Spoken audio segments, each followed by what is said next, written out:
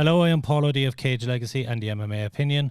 I am joined on the line today by brothers Gareth and Sean McCormac of Team FAI. The brothers compete against another brother pairing in the shape of Chris and Sean McCarthy on April 3rd at Cage Legacy The Aftermath live on pay-per-view. How are you doing today, gents? All good, all good. Doing very well, thank you. Very good. I suppose the first thing I want to ask is how training is going. Obviously, you have a little bit of an advantage in the fact that you can train with each other. But with lockdowns and everything that's gone on over the last few months, how has it been putting a training camp together for this one? It hasn't been too bad. But just as you said, we've got each other, so I think we've got an advantage over kind of everyone there. But training mostly with each other. Our dad as well. He's a former kickboxer, still kickboxes and coaches kickboxing. So training with him as well, and then obviously. There's a few guys up at FAI who are fighting on Cage Warriors, so there's kind of a small circle there, kind of like a wee elite bubble kind of formed, for Paul Hughes and another guy, Matt Elliott. So just training along with them boys too, and just trying to keep the numbers down as much as possible, you know. So it's going brilliant. Very good, and I suppose it's definitely going good at the moment. Yeah, I suppose for you, Sean, What for you is the importance of this event, given that we haven't seen an event in 2020 and it's been a long time since the amateurs and pros have got a look in Ireland? Given for the future of Irish MMA, what does this card mean that it's going ahead? Well, I think it's vitally important. You know, no like fighters that have came through the amateur ranks into the pros have came, you know, and dealt with this before, this kind of lockdown and this stall on their fighting career. So I definitely think it's vital in that stage, but you know, if you're still putting the work in, you know, the work is work, like, and hopefully we can showcase that, and thankfully we have the platform to do it, you know, Cage Legacy. Yeah, of course. And I do want to get a little bit about your background and how you got started in MMA, both of you, I suppose. Do you want to go first, Gareth? Yeah, well, it's kind of I was the same for the two of us. Our dad is funny enough, these boys are karate kickboxers. Our dad comes from that background of fighting, so he competed out throughout his life, and he's, you know, the last 10 years he actually kind of went back to it a bit. So he went over was it 2019, and he won the Masters, because over 50s obviously. He became world champion. It was over in America, and it was Niagara Falls, or was it Niagara Falls? Yeah. It's kind of like on the border between America and Canada. He went over. And he ended up winning. I think he's a two-time world champion now at the Masters. So, you know, it's good having him around, especially this style of fight. Yeah. But it's he kind of got he always kind of held us in pods and stuff. And then when Conor McGregor hit the UFC, you know, it's a bit of a cliche, like, but you know, it's here, like, McGregor got us into it. You know, we went over actually to the Mendes fight in Vegas. Yeah. And I think just after that, we were both just kind of blew away by it, and then we kind of got into a bit of boxing, and then went from kind of boxing into MMA. So very good. And Sean, I suppose it must be an advantage as well, given obviously the connections with your father, but having an older brother that's there and is involved as well.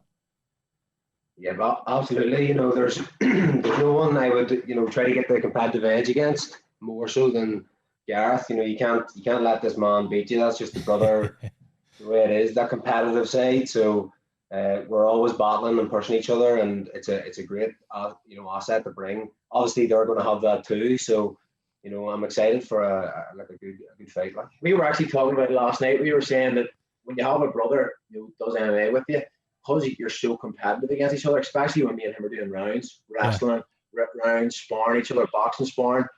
You won't let the other man beat you. So you're really going mad at each other, and it kind of creates that mental kind of edge. Just, you know, you're willing to go to the death basically, and you know, these boys will probably be the same because they're brothers as well. So no, it definitely it's something definitely we were talking about last night. It's definitely something that definitely helps you. And being the older brother, of course, you have to bully the little brother a little bit. And for you, Sean, I suppose it's to get one over on the big brother. Yeah, you have to be a wee bit smarter sometimes, you know, to get the older brother. He's been around longer. He knows all the tricks, you know. So you got to try out sport. It goes back to playing FIFA, playing FIFA, and firing their remote control at each other across the room. Back in the younger days, Yeah, a few games of FIFA would lead to a few fisticuffs.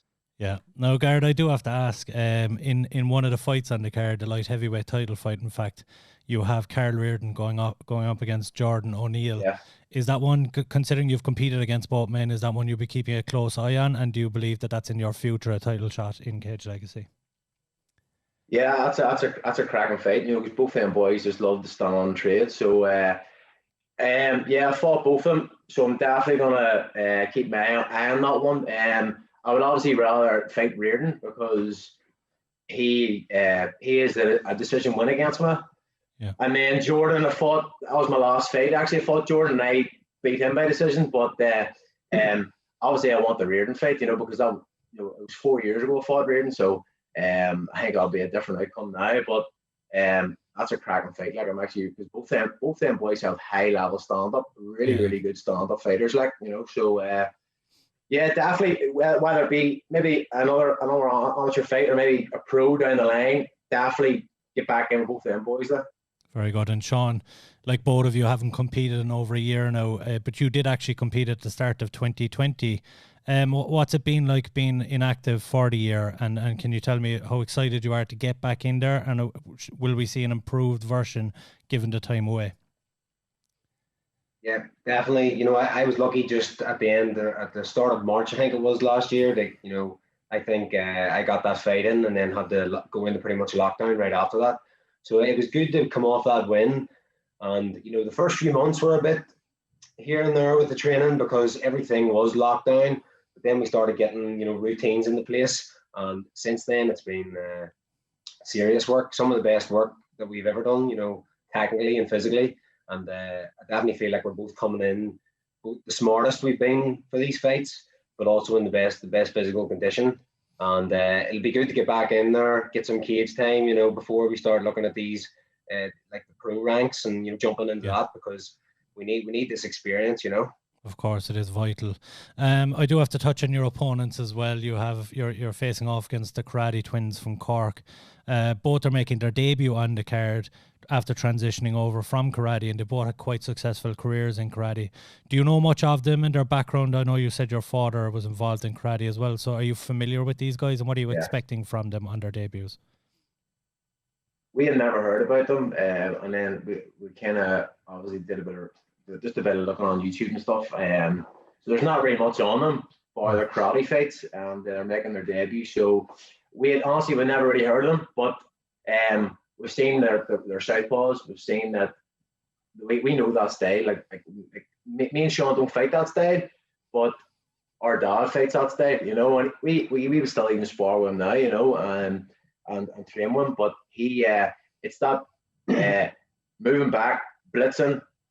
Maybe moving back, firing maybe a side kick or firing a head kick, or moving back and throwing a spinning attack. So it's kind of that Wonder Boy style of fighting. It's a style that I've always because I'm a big fan of Wonder Boy. I've always wanted to fight that style. So here, can't wait. Here they're making their debut, but they've been fighting for over 5 years. In that karate scene. So they're going to be fast, and they're going to have good spin attacks. They're going to have good head kicks. And that stage is awkward to fight, so but here I can't wait, And Sean, are you excited, I suppose, to get in there? There's a bit of hype behind these guys. Are you excited to get in there, and do you feel like you have an advantage given your experience in MMA so far?